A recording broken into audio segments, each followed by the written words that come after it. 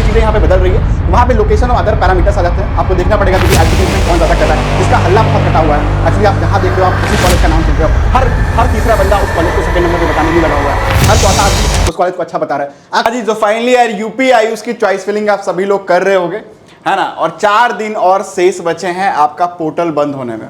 And बहुत सारे बच्चों का क्वेरी एंड डाउट्स आ रहे हैं रेगुलर हमारे पास लगातार, है ना। बहुत सारे बच्चों का डाउट आया कि भैया आप एक चीज़ बताओ मुझे कि चॉइस फिलिंग प्रेफरेंस हम कैसे फिल करें। सर हम क्या फिल करें, गवर्नमेंट कॉलेज अगर हमें नहीं मिल रहा है तो प्राइवेट कॉलेजेस को किस ऑर्डर में फिल करना चाहिए, है ना। और यार लिटरली मैंने पूरे इंटरनेट पे यूपी आयुष से ज़्यादा कंफ्यूजिंग कोई चीज़ नहीं देखी। हर एक अलग कंट्रीब्यूटर एक अलग चीज़ें बता रहा है, सब कोई अपना अलग 10 कॉलेज की लिस्ट लेके आ रहा है। और क्या वो आपके लिए रिलायबल सोर्स ऑफ डेटा है? क्या आप उनके लिस्ट को भरोसा करके उन कॉलेज को फिल कर सकते हो? ये रियलिटी चेक मैं इस वीडियो में आपको देने वाला हूँ। अगर आप इंटायरली एंड तक देखोगे तो बहुत अच्छा आइडिया लग जाएगा कि आपको चॉइस फिलिंग प्रेफरेंस करनी कैसे चाहिए और किनको ऑर्डर में अपने को फिल करके चलना है। देखो यार, आपका जो कॉलेज है पूरी लाइफ डिसाइड करने वाला है, तो किसी को अगर आप फॉलो कर रहे हो उसके इन्फ्लुएंस में आने की जरूरत नहीं है। जरूरी नहीं है कि वो सामने वाला शख्स जो आपको 10 कॉलेजेस की लिस्ट अलग अलग गुनवा रहा है ना, हर बार तो उनकी लिस्ट चेंज हो जा रही है। दूसरी चीज ये है ना, तो कितना रिलायबल है आपके लिए, तो इस चीज को सोचो, विचारो, विमर्श करो। 4 दिन है, आराम से काम करो उस पर, देन आप उसको फाइनली लॉक करो। देखो लॉकिंग आप लास्ट वाले डे ही करो, तभी बेनिफिशियल है। पहले लॉक कर दोगे तो आप अपने हिसाब से चीजें चेंज नहीं कर पाओगे। और कई लोग जो आपके बिहाफ पे आपकी चॉइस फिलिंग कर रहे हैं, तो उनसे जरूर मेक श्योर करो कि भैया जो ऑर्डर आप फिल करके चल रहे हो उसको वेरीफाई करो अपने हिसाब से, है ना। सब कुछ ओके लग रहा हो तभी आप उसको लॉक करवाना, अदरवाइज को मना कर दो कि भाई हम जब तक वेरीफाई नहीं हो जाते, संतुष्ट नहीं हो जाते, आप उसको लॉक मत करो, ठीक है।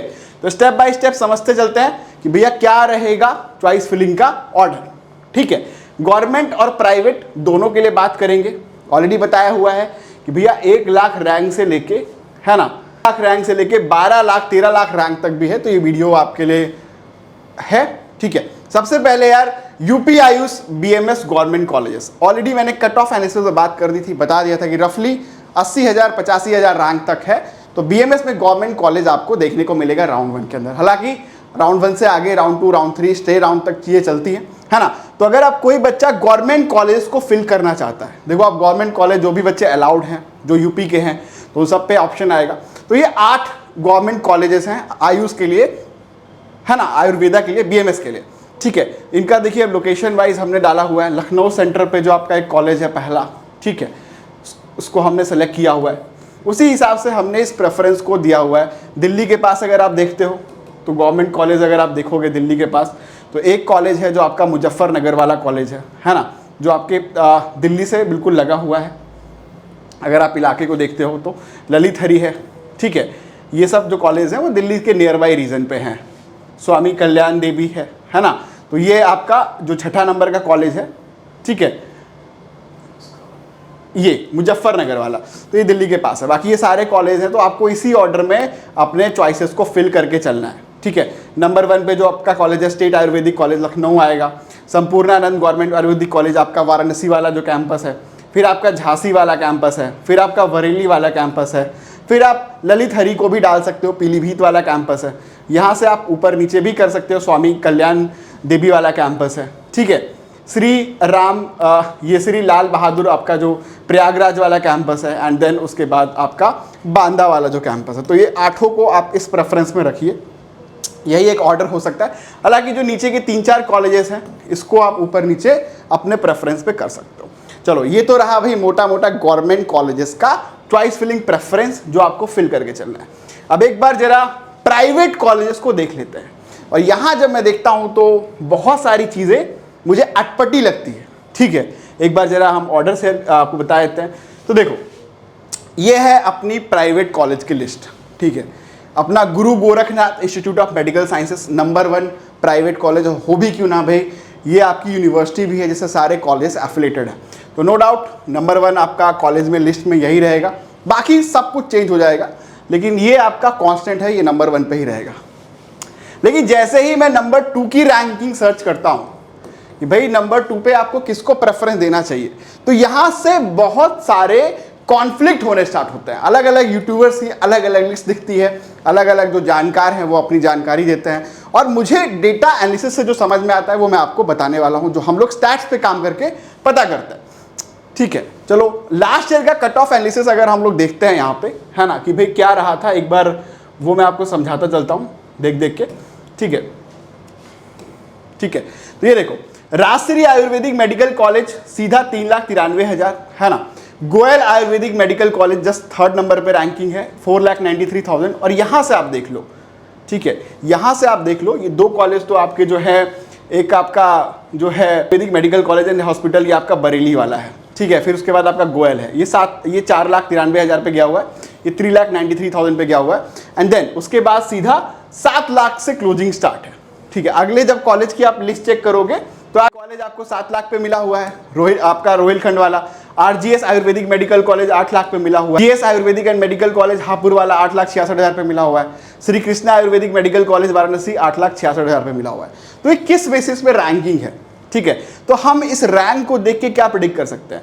ये जो हम कट ऑफ देख रहे हैं, ये कट ऑफ तो वैलिड सोर्स लग नहीं रहे हैं यहाँ से।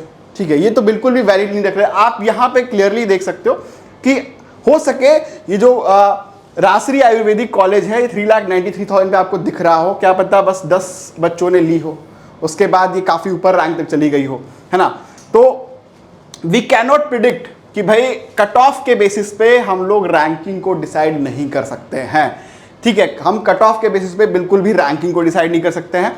ठीक है, उसी हिसाब से देखोगे, अब जैसे श्री कृष्णा आयुर्वेदिक कॉलेज है आपका वाराणसी वाला, 8,66,000 पे मिला हुआ है। ईशान जो है आपका, ये ग्रेटर नोएडा का कॉलेज है ना, तो ये 8,70,000 पे आपको यहाँ पे देखने को मिल रहा है रैंक में। ठीक है, यही मैं रैंक आपको बता रहा हूँ। ठीक है, Shri Ram Ayurvedic medical college and hospital आपका मेरठ वाला है, 9 लाख पे गया हुआ है। Prakash Institute of Ayurvedic Medical Sciences Bulandshahr वाला है, 9,31,000 पे है। दिव्या ज्योति है, 9,36,000 पे है। नैमीनाथ आयुर्वेदिक मेडिकल कॉलेज आपका आगरा वाला है, 9,63,000 रैंक पे। तो इसी हिसाब से जो है पूरी रैंकिंग यहाँ पे आप देख सकते हो। ठीक है, तो यहाँ पे मुझे बहुत सारी चीज़ें समझ नहीं आती कि बहुत जगह पे जो कॉलेजेस मैं रैंकिंग 2 पे देख रहा हूँ, जिसकी रैंकिंग 2 बताई जा रही है, वो एक्चुअली 13 लाख रैंक पे मिलती है। एक्चुअली अगर आप कट ऑफ देखोगे तो बहुत सारे ऐसे कॉलेजेस हैं जहाँ पे आपने कई बार उनका लिस्ट देखा होगा। ठीक है, वो एक्चुअली यहाँ पे आपको 13 लाख पे दिख रहे हैं। ठीक है, यहाँ पे आपको वो 13 लाख पे आपको उनका अलॉटमेंट दिखेगा। ठीक है, और ये एक्चुअली कई जगह पे आपको सेकेंड नंबर पे दिख रहे होंगे रैंकिंग के अंदर।